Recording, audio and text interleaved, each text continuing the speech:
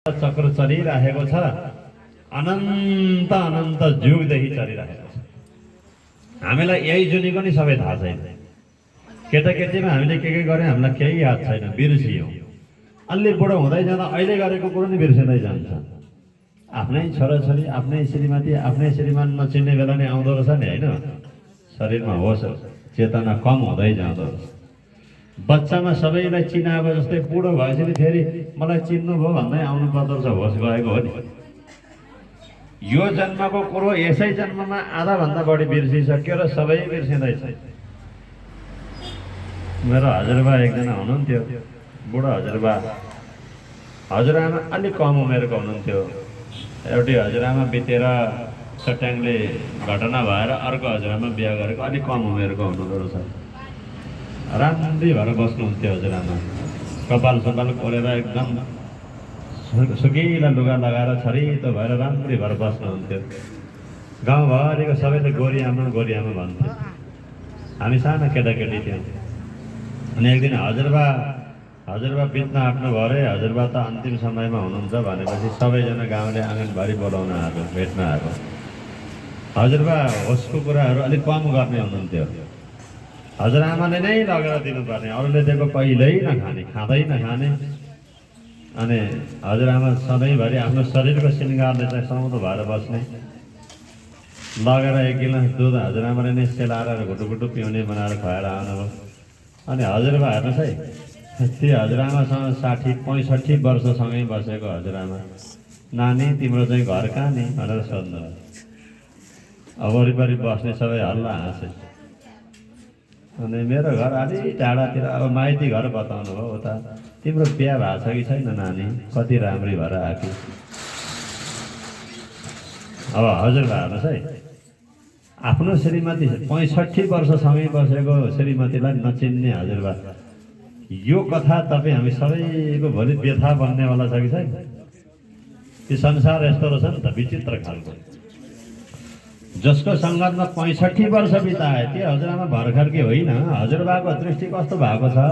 कति राम्री नानी, तिम्रो घर कहाँ, बिहा भएको छ कि छैन भनेर आफ्नै श्रीमतीलाई सोध्नुहुन्छ। एकछिन अगाडि दुध खान दिनुभयो, लुगा फेरिदिनु भयो, चुठाइदिनु भयो। तपाईँले मलाई नचिन्नु भएको भने होइन, योभन्दा अहिले तिमी फरक भएर आयो भन्नुहुन्छ। चेतनाले यस्तो खेल खेल्दो रहेछ। हेर्नुहोस्, गजब रमाइलो छ यो संसार। चिन्तन गर्नेको लागि त ज्ञान लिनलाई कहाँ जानुपर्छ? विचित्र छ यो दुनियाँ। तर यो बन्धन छोड्नको लागि जन्म र मरणको भवरोग भन्छन् यसलाई। भवरोग भनेको महारोग अरे। पहिला पहिला हात गोडाको औँला झर्ने कुष्ठ रोगलाई महारोग भन्दा रहेछन्, हेला गर्दा रहेछन्। अहिले त त्यसको पनि औषधि आयो। तर यो भवरोग भनेको चाहिँ के भने आमा फेरिरहने क्या। आमा फेर्ने भनेको के त? जन्मिरहेपछि त आमा फेरिएन। पुनरपि जननम पुनरपि मरणम पुनरपि जननी जठरे शयनम। फेरि पनि जन्मिनु, फेरि पनि मर्नु, फेरि पनि गर्भैतिर गई पर्नु। जन्मिनु भनेको आमा हुनु हो, जन्मिनु भनेको बुवा हुनु हो, फेरिनु हो नि त। तर यो जन्म र मरण चाहिँ अब नहोस्, किनभने बहुत ठुलो झन्झट छ यहाँ। आज बिर्सिएर सुख भएको हो, सम्झ्यो भने दुःख छ। यो ध्यान विधिमा एउटा पुनर्जन्म ध्यान विधि भन्ने हुन्छ क्या। पहिलो जन्ममा हामी के थियौँ? सामान्य ज्योतिषीमा पनि पूर्वजन्मका कुराहरू त चिनाटिपन बनाउँदा पनि केही कुराहरू भन्न सकिन्छ। त पूर्वजन्ममा हामी के थियौँ, अहिले मान्छे भयौँ। मान्छेको योनिमा यो व्यक्ति अघिल्लो जोनीमा के थियो भन्ने कुरा चाहिँ चिनाटिपनबाट पनि पत्ता लगाउन सकिन्छ। तर आउँदो जोनी चाहिँ के भन्छ भन्ने कुरो चाहिँ यसको यो कर्मद्वारा तय हुन्छ। त्यो चाहिँ भगवान्लाई मात्र थाहा हुन्छ, हामीलाई थाहा हुँदैन। त फेरि पनि जन्मनु र फेरि पनि मर्ने कर्म बाँकी रह्यो भने यसैलाई भवरोग भन्छन्। यही भवरोगबाट मुक्ति दिनको लागि, अब छुटाउनको लागि, अब कसैलाई आमा बनाएर जन्मिनु नपरोस्। आमा कतिवटी? यहाँ हामीले कर्म विधिमा षोडश मातृका भनेर पूजा गर्छौँ। 16वटी आमा हुन्छन् अरे सामान्य व्यक्तिको, जसको पनि स्तनदात्री, गर्भदात्री। कसै आमाहरूले जन्माउँछन् तर हुर्काउन पाउँदैनन्, आमै पहिला बित्दिन्छन्। गर्भे जन्मे बच्चा जन्मिन्छ, आमा बित्छन्। त्यो आमाले हुर्काउन नपाएपछि अर्को आमाको स्तनपान गराएर बच्चा हुर्काउनु पर्ने हुन्छ। दुईटा आमा भोगी भएन। अब ठुली आमा पनि आमा, काकी आमा पनि आमा, माइजूलाई नि आमा भनेको छ। भोजन बनाएर खाना दिने सबैलाई आमा मान्छ शास्त्रले। अब मृतको आमा पनि आमा, सासु आमा पनि आमा, मामा घरको आमा पनि आमा, घरको आमा आमा, आमाको आमा पनि आमा, बुवाको आमा पनि आमा। षोडश मातृका यसरी हुन्छ। त्यो गोबरको थुप्रो राखेर सरोडा बनाएर पूजा गर भनेको है। माता र षोडश स्मृतः, 16 प्रकारकी आमाहरू त हर शरीरमा हुन्छ। तर हामीले अहिले जन्म दिने आमा हुनुभन्दा पहिला 83,99,999 आमा फेरिसक्यो। जतिचोटि जन्म भयो उतिचोटि आमा हुनुभयो, बुवा हुनुभयो। र अब यो जन्म मरणको भवबन्धनबाट जीवलाई मुक्ति दिनको लागि यतिखेर ब्रह्म ज्ञान आएको हो, यो तारतम्य ज्ञान आएको हो, मनुष्य जीवन मिलेको हो, कलियुगमा जन्म भएको हो। यतिखेर हामीले 4 चिज चाहिँ दुर्लभ पाएका छौँ भनेर भागवतले पनि भन्छ र तारतम्य वाणीले पनि भन्छ। उत्तम मानखो खण्ड भरतनो श्रेष्ठ कुली शिरदार, सेठे तमने सारी सनन्दे सौंपू छे ए धनचार, अनेक जबेर जतन गरी तमे लाव्या छ आणी बार। 4 चिज हामीले यस्तो पाएका छौँ, त्यो कसैले नपाउने चिज। के पाएको? मनुष्य जीवन पाएका छौँ। नरबाट नारायण हुँदै परायण हुने यो बाटो, बुद्ध सिद्ध भएर ज्ञानी भएर मुक्तिको बाटोमा जान सक्ने मनुष्य शरीर पाएका छौँ। दोस्रोमा यो खण्ड हामी जुन धरतीमा छौँ यसलाई भरत खण्ड भन्छ। इन्द्रदेव ताम्रमान गवस्थिमान भरत भद्राशोक केतुमान रम्य हिरण्य क्रो,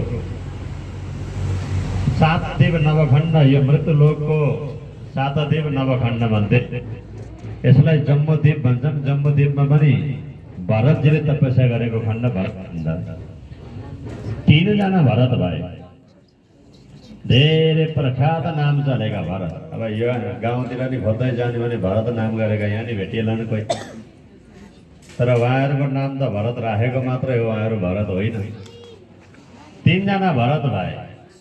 एउटा दशरथका माइला छोरा भरत, अर्का दुष्यन्त राजाका छोरा भरत, अर्का ऋषभदेवका जेठा छोरा भरत। यी 3 जना भरतले बहुत ठुलो उग्र तपस्या गरे।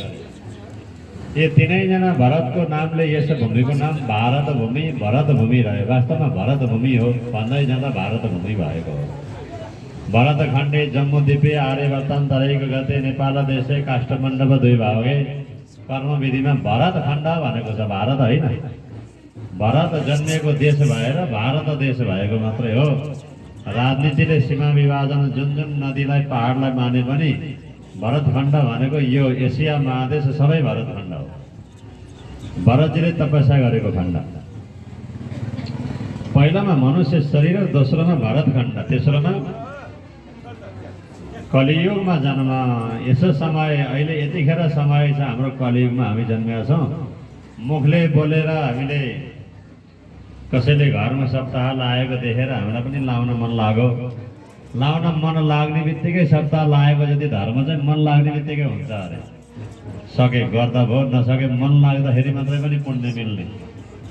पाप कर्म चाहिँ नगरी भोग्नु नपर्ने, धर्म चाहिँ सोच्ने बित्तिकै गर्ने, गरेको जस्तै फल मिल्ने। कस्तो राम्रो।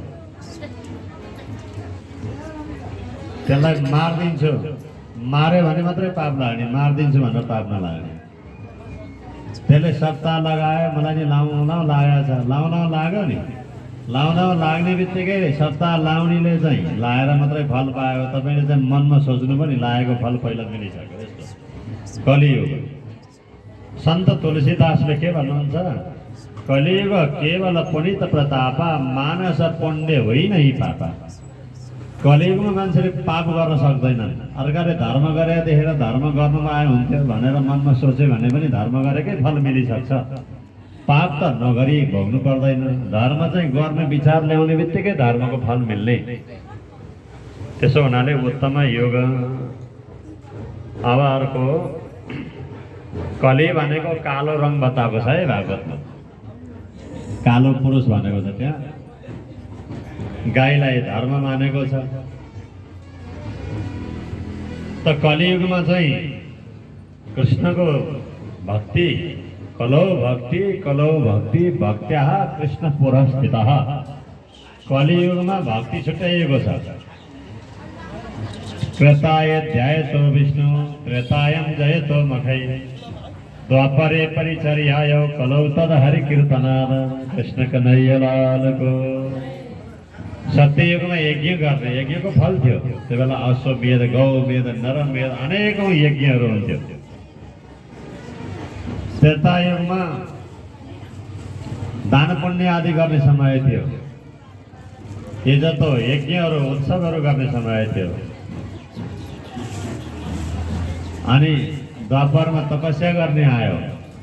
अहिले कलियुगमा कीर्तन गर्ने, नाम संकीर्तनम यस्यः सर्व पाप प्रणाशनम। कीर्तन गर्नु अरे। कस्तो कीर्तन भन्दा नाम संकीर्तन, भगवानका नामका, परमात्माका नामका। श्रीराज जय राज जय जय राज, श्रीराज जय राज। युग अनुसारको खेती। हिजो आज हामीले मकै छर्ने